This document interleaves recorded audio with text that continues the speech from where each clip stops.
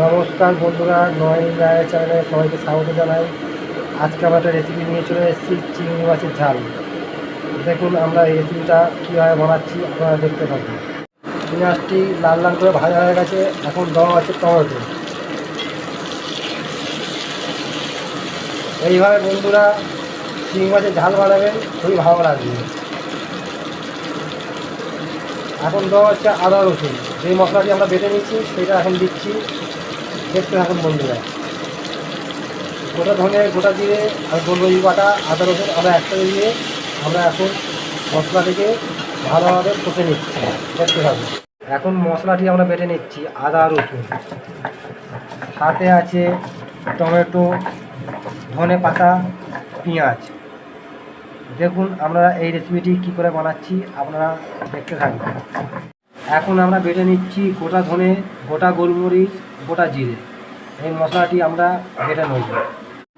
দেখতেই পাচ্ছেন বন্ধুরা, আমাদের চিংড়ি মাছটি লাল লাল করে ভাজা হয়ে গেছে। এখন আমরা এই মাছের ঝাল বানিয়ে নেব। ফোড়নে দেওয়া হয়েছে কালো জিরে, পেঁয়াজ।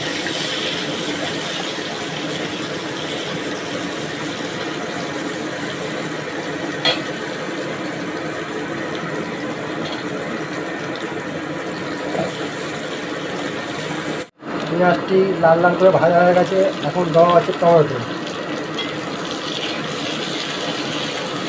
এইভাবে বন্ধুরা চিংড়ি মাছের ঝাল বানাবেন, খুবই ভালো লাগবে। এখন দেওয়া হচ্ছে আদা রসুন, যেই মশলাটি আমরা বেটে নিচ্ছি সেটা এখন দিচ্ছি, দেখতে থাকুন বন্ধুরা। গোটা ধনে, গোটা জিরে আর গোলমরিচ বাটা, আদা রসুন আমরা একসাথে দিয়ে আমরা এখন মশলাটিকে ভালোভাবে কষে নিচ্ছি, দেখতে থাকুন। এখন দেওয়া হচ্ছে লঙ্কা গুঁড়ো। আপনারা যেরকম ঝাল খাবেন সেই অনুযায়ী আপনারা ঝাল দেবেন। এখন দেওয়া হচ্ছে হলুদ গুঁড়ো।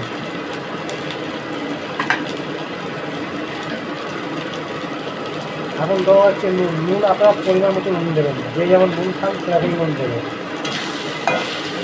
ভালোভাবে আমরা মশলাটিকে কষে নেব, দেখতে থাকুন বন্ধুরা। যদি ভালো লাগে এই রেসিপি, লাইক, একটা শেয়ার আর সাবস্ক্রাইব করে দেবেন। পরিমত জল দিলাম, জল দিয়ে আমরা মশলাটি কষে নিচ্ছি, দেখতে থাকুন। দেখতেই পাচ্ছেন বন্ধুরা, এখন আমরা জল দিয়ে দিচ্ছি। জল দিয়ে আমরা গ্রেভি করে নেব।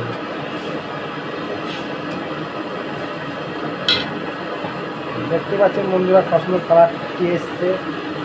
এইভাবে রেসিপিটি বানাবেন, চিংড়ি মাছের ঝাল খুবই ভালো লাগবে, দেখতে থাকুন। এখন আমরা দিয়ে দিচ্ছি ঝোলের মধ্যে চিংড়ি মাছ, যে ঝালটি বানাচ্ছি।